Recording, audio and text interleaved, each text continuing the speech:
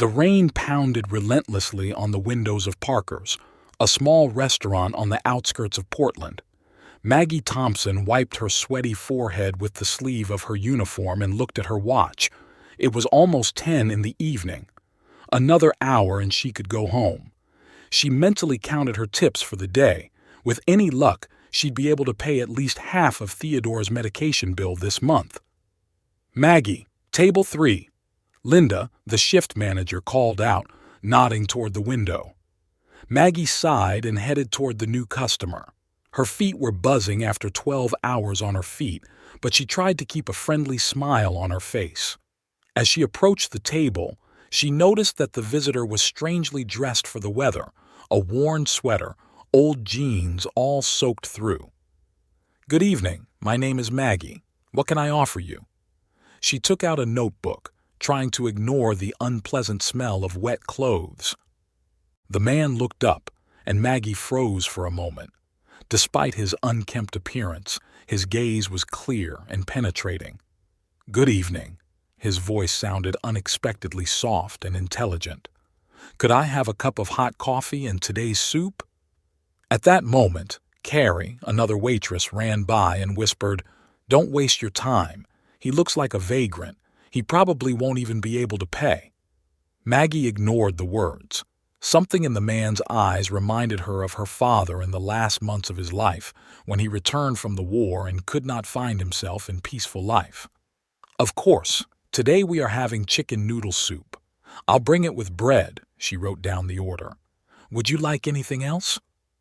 The man shook his head and went back to his thoughts. Maggie headed to the kitchen, ignoring the disgruntled looks of her colleagues. A few minutes later, she returned with a full tray. The hot soup was steaming, filling the air with an appetizing aroma. "Here's your dinner, sir." She carefully set the plate down. "If you need anything else, just call." "Thank you." The man smiled slightly. "You are very kind." Maggie turned back to the other tables, but out of the corner of her eye she watched the strange visitor. He ate slowly, carefully, clearly enjoying every spoonful. It reminded her of her father again. The phone rang. Maggie pulled it out of her apron pocket and, seeing the nanny's number, immediately answered. "Mrs. Wilson?" "Maggie, I'm sorry to bother you, but Theo is not feeling well again. His temperature has risen and he's complaining of chest pains." Maggie felt her heart sinking. "Oh my God, I'm coming right now. Give him the medicine from the blue box in the bathroom. I'll be there in 20 minutes. She rushed to Linda. "Linda, I have to go now. Theo, not again?" Linda sighed, but her eyes were understanding. "Okay, go ahead. I'll close your tables." Maggie quickly took off her apron, but suddenly remembered the strange visitor. She walked over to his table, and his plate was empty. "I'm sorry, I have to go now. Your bill—" "It's okay." The man took out a crumpled 20. "Keep the change." Maggie wanted to refuse such a large tip, but her thoughts were already on her son. She quickly took the money and ran out into the rain, not even having time to put on her jacket. The man watched her through the window, tapping his fingers thoughtfully on the table. His gaze was no longer absent, but sharp and attentive. "Interesting," he muttered under his breath, pulling an expensive cell phone out of his worn sweater pocket. "Very interesting." Meanwhile, Maggie was already sitting in her old Ford, praying that it would start the first time. The engine coughed, but it came to life, and she tore out of the parking lot, splashing puddles. "Hold on, Bunny," she whispered, gripping the steering wheel tightly. "Mommy's on her way." A week passed. Maggie sat in the hospital waiting room, nervously going through the insurance paperwork. Her hands were shaking with fatigue and excitement. She hadn't slept much in the last few days, torn between her job at the restaurant, her night shifts at the office building, and the hospital where Theodore was being examined. "Mrs. Thompson?" The nurse peeked out of her office. "Dr. Burton is ready to talk to you." Maggie stood up, feeling her legs give out. An elderly doctor with kind eyes behind his glasses met her in the office. "Please have a seat," he pointed to a chair. "I reviewed the results of Theodore's latest tests." Maggie clenched her hands into fists. Is there anything bad? Your son's heart condition is deteriorating faster than we expected, the doctor spoke softly but seriously. He needs surgery, and soon. Without it. He stopped talking, letting her realize what he hadn't said. How much will it cost? Maggie felt her throat go dry. When the doctor told her the amount, she could hardly stop herself from crying. She didn't have anywhere near that kind of money. You have 6 months, 8 at the most, the doctor added. I can recommend a few charities. Returning to the restaurant for the evening shift, Maggie could barely stand. As she entered the kitchen, she heard excited voices. What's going on? She asked Carrie, who was looking out the serving window into the room. That strange homeless man is here again, Carrie whispered. For the 5th day in a row. And just imagine, he always leaves a huge tip. Maggie looked out into the hall. Indeed, the same man was sitting at the same table by the window. This time he was wearing cleaner clothes, but still very plain and worn. I'll serve him, Maggie said, adjusting her apron. There you go again with your kind heart, Carrie rolled her eyes. You better not get into any trouble. Maggie walked over to the table. Good evening. It's good to see you again. The man looked up from the book he was reading. Oh, it's you, the kind waitress. He smiled slightly. How is your son? Maggie was surprised. You remember? I have a good memory. He put down the book, and Maggie noticed that it was King Lear by Shakespeare. Besides, it's hard to forget a mother running out into the rain in the middle of her shift because her son is sick. He's complicated. Maggie tried to keep a professional smile on her face. What would you like to order? He looked at her with strange attention. The chef made a wonderful apple pie today. It's delicious. And a coffee, please.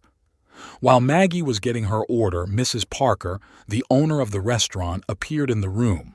She looked pale and tired, leaning on her son Robert's arm. Attention, everyone! Robert clapped his hands, gathering the staff. Mom was diagnosed with cancer, the 4th stage. I'm sorry, but we're going to have to sell the restaurant. Burger King has already made an offer. The room fell silent. Mrs. Parker burst into tears. I'm sorry, my dear. I tried to hold on as long as I could. Maggie felt the floor shaking under her feet. The restaurant was her only stable source of income. Without this job, she would definitely not be able to save up for Theodore's surgery.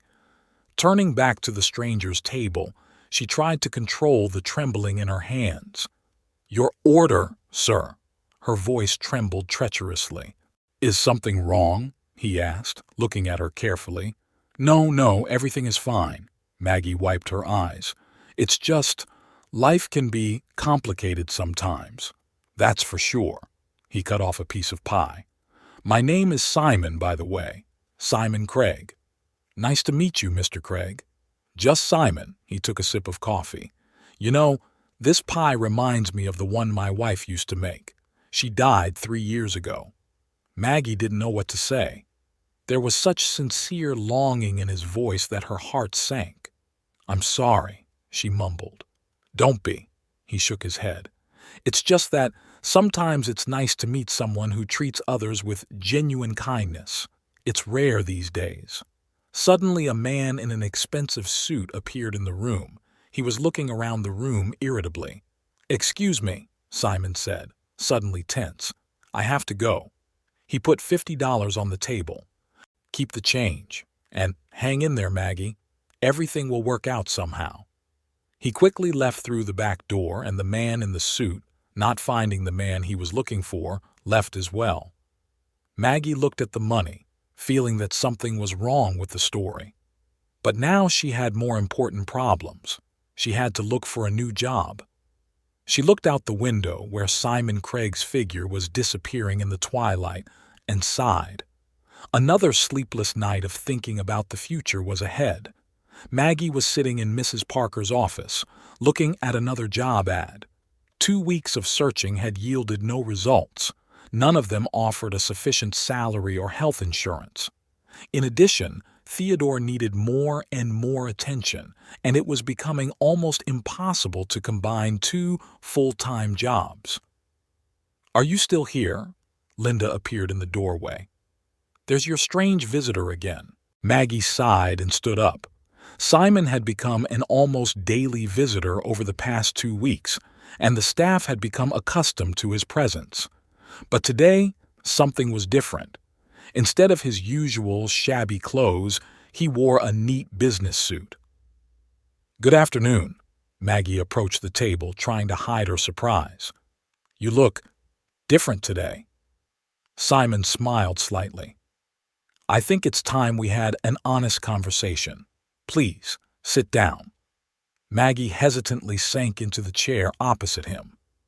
"I'm not quite the man you thought I was," Simon began, taking a folder out of his briefcase. "Or rather, I'm not quite as poor as I thought I was." He opened the folder and Maggie saw the logo of a large construction company, Craig Construction. "I don't understand," she muttered. "I own this company," Simon said simply. "After my wife died, I was lost. I stopped understanding what it was all about. Money, status, endless business meetings. I started walking the streets, watching ordinary people trying to find something real." Maggie felt herself blushing. "So all this time, you were just playing a role?" "No," he shook his head. "I was really looking for myself. And do you know what I found? I saw how you, despite your own problems, showed kindness to a stranger. It made me think." At that moment, the restaurant's door opened abruptly and Robert Parker burst into the room. "What's this nonsense?" He was waving some papers. "Someone has bought out the restaurant's debts and offered my mother full treatment in a private clinic." Maggie turned her gaze to Simon. He continued to calmly drink his coffee. "Is that you?" she asked quietly. "Mrs. Parker reminds me of my mother," he replied. "She doesn't deserve to lose her life's work because of illness." "But why?" "Because sometimes money should serve people, not the other way around." He took out another envelope. "And that's why I want to offer you a job." Maggie tensed up. "I don't accept charity. This is not a handout." He put the documents in front of her.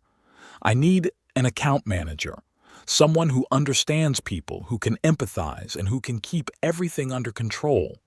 Full insurance to cover Theodore's treatment, a flexible schedule, and a salary that will allow you to stop working nights." "Why me?" Maggie still couldn't believe what was happening. "Because you remind me of my Elizabeth." His eyes flashed with pain. "She, too, always saw the best in people. And also because you have proven that you can remain human even in the most difficult times."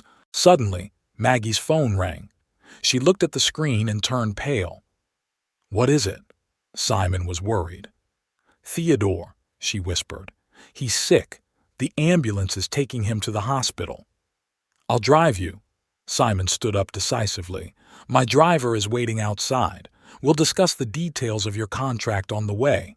"But—" "No buts." He took her elbow gently but firmly.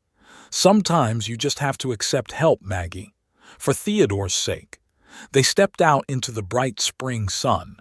There was indeed a black Mercedes with a driver standing on the sidewalk. Maggie looked back at the restaurant, where Robert was still emotionally waving papers and the other employees were excitedly discussing the news. "Everything will be fine," Simon said, opening the car door for her. "Sometimes life gives us a second chance. You just have to have the courage to take it." Maggie got into the car, feeling her hands shaking. Over the past half hour, her world had been turned upside down, but now her thoughts were only about her son. "Theodore will recover." Simon seemed to read her thoughts. "I know a good cardiologist at a private clinic. Everything will be fine, I promise." The car moved off. Maggie looked out the window at the familiar streets and thought about how strange life can be. Sometimes the darkest night can turn into a dawn. You just have to wait until morning. Maggie nervously adjusted the collar of her new blouse as she stood in front of the mirror in the spacious lobby of the Craig Construction Company. It had been a month since she had accepted Simon's proposal. Theodore was already undergoing treatment at a private clinic, and the doctors were giving encouraging prognoses. "Good morning, Maggie," greeted Tom, the security guard. "How is your boy?" "Much better, thank you," she smiled sincerely. Over the past month, she had made friends with many of the staff. As she walked up to her floor, Maggie heard a snippet of conversation from around the corner. "Have you lost your mind, Simon?" The woman's voice was full of irritation. "Appointing a waitress as office manager? Rebecca, it's none of your business." Simon's voice sounded tired, as if this was not the first time he had had this conversation. "None of my business?" The woman raised her voice. "I'm your sister and co-owner of the company. You haven't been yourself since Elizabeth died. First these strange walks in the city, now this charity." Maggie froze, not knowing whether to interrupt the conversation with her appearance. "Maggie is an excellent employee," Simon said firmly. "And I'm not going to let you—" "Oh, so we're on first names now," Rebecca interrupted sarcastically. "Do you know what people will think? That you found yourself a young replacement for Elizabeth." Maggie felt the blood rush to her face. At that moment, an elegant woman of about 45 came around the corner. When she saw Maggie, she gave her a cold look. "Oh, there's our new employee." Rebecca smiled tightly. "Good morning, Miss Craig," Maggie replied calmly. "I was just on my way to my desk." "Maggie," Simon followed his sister out, "I'm sorry about that scene. Rebecca was just leaving." "No, I'm not going anywhere." Rebecca crossed her arms over her chest. "I want to know what qualifications she has for this position." "I have a degree in business administration," Maggie said quietly. "I graduated from college with honors before—" She trailed off, not wanting to go into details about her past. "Oh, so you worked as a waitress by vocation?" Rebecca asked sarcastically. "That's enough," Simon cut her off abruptly. "Maggie, we have a meeting with the contractors in 10 minutes. Please have the documents ready." Maggie nodded and hurried to her office. Behind her, she could hear Rebecca hissing at her brother, but she tried not to listen. It had been a tense day. Maggie felt Rebecca's constant gaze on her, which seemed to follow her every move. After lunch, she discovered that the important documents she had prepared for the meeting had disappeared. "Looking for something?" Rebecca appeared in her office doorway. "Oh, what an annoying little thing. Perhaps you should go back to serving plates.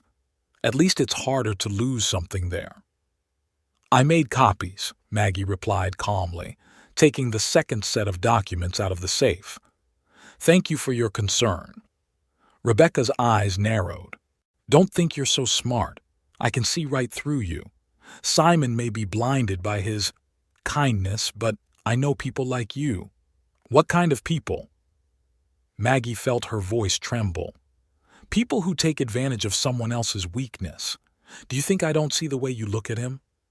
A poor single mother with a sick son is the perfect story to manipulate." "You're wrong." Maggie clenched her fists. "I'm just trying to do an honest job and—" "So?" Rebecca interrupted. "Accidentally fall in love with a rich widower? Very convenient." "What's going on here?" Simon appeared in the doorway. "Oh, nothing much," Rebecca smiled sweetly. "Just giving our new employee a few tips." She left, leaving behind a heavy silence. "Maggie," Simon began. "It's okay," she interrupted.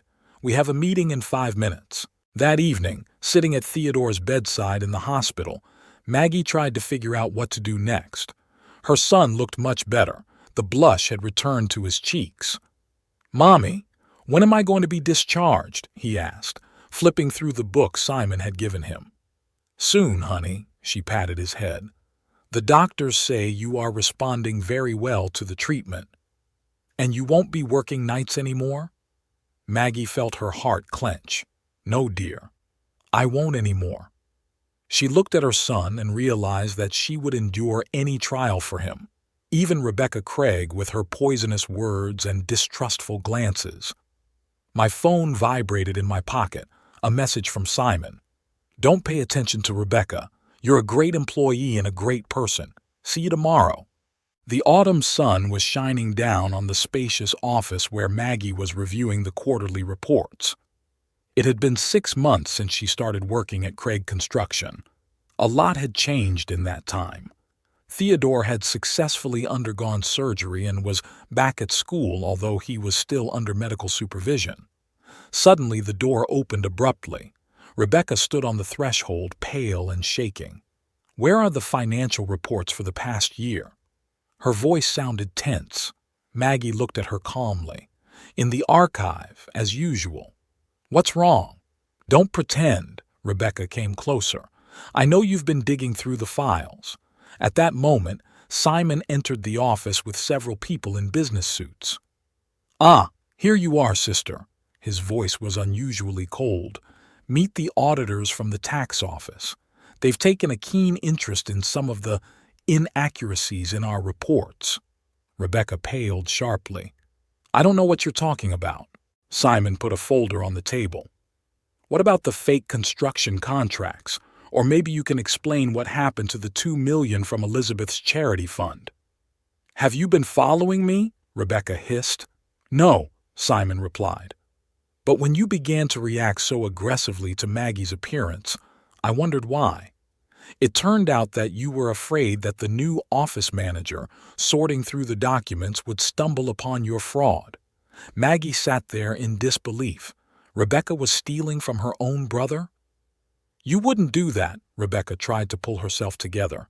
"I'm your sister, the only family you have left." "Family doesn't steal from each other," Simon replied quietly, "and certainly not from the fund set up in memory of my late wife." One of the auditors cleared his throat. "Miss Craig, you'd better come with us." The next half hour flew by in a blur. Rebecca was escorted out of the office, and the staff whispered in the corridors. Maggie sat at her desk, trying to comprehend everything that had happened. "I'm sorry about that scene." Simon returned to her office after everyone had left. "You're the one who's sorry," Maggie said quietly. "If I had known—" "It has nothing to do with you." He sat down on the edge of her desk. "On the contrary, your appearance helped to expose the scheme." Rebecca was terrified that someone with a head for numbers would figure out the documentation. "Yes," Simon sighed. "You know, I've long suspected that something was wrong with the finances, but I didn't want to believe that my own sister—" Maggie reached out and touched his shoulder lightly. "I'm sorry." Their eyes met, and for a moment there was silence. "How is Theodore?" Simon finally asked, breaking the silence. "Much better." Maggie's face lit up with a smile. "The doctors say the operation was successful. He even asked to join the school soccer team, can you imagine?" "That's great." Simon smiled too. "By the way, I wanted to talk to you about something." Maggie tensed up. "Yes? Do you remember the Parkers' restaurant?" "Of course. Mrs. Parker is feeling better, and I visit them often. I'm thinking of buying the building next door and expanding the restaurant. Make it a kind of family restaurant with a children's area. But I need someone who knows the restaurant business inside out and knows how to work with people." Maggie looked at him in surprise. "You're offering me—" "Yes," he nodded. "I want you to lead this project. Of course, if you want to. But You're smart, responsible, and a great judge of character," he interrupted. "You're exactly the kind of leader I need." Maggie felt tears welling up in her eyes. "Why are you so kind to me?" Simon gently took her hand. "Because you reminded me that there are more important things in life than money and status. And also because—" He paused for a moment. "Because you make me feel alive again." A flock of birds flew by outside the window, heading south. Maggie looked at their silhouettes and thought about how strange life is. Sometimes the darkest night can turn into the brightest dawn. "I'll think about your offer," she finally said. "Take your time." Simon stood up. "And Maggie, maybe we could have dinner together tonight, just as friends. Theodore is invited too." She looked into his eyes and saw hope, the same hope that had been brewing in her own heart. "I'd love to," she replied. "I think Theo will be pleased. He's been wanting to thank you in person for a long time." 7 o'clock then? Simon smiled. "I know a great place with the best apple pie in town." Maggie laughed, remembering their first meeting. "Only this time, I hope you'll come in your normal clothes." "I promise. No masquerades." He winked and left the office. Maggie went to the window. Downstairs, employees were returning from their lunch break. Passers-by were hurrying along the sidewalk, and life went on. She took out her phone and dialed her son's number. "Hi, Bunny. How about dinner with Mr. Craig tonight?" Theodore's response made her smile. Maybe sometimes you just have to trust that good things happen to good people.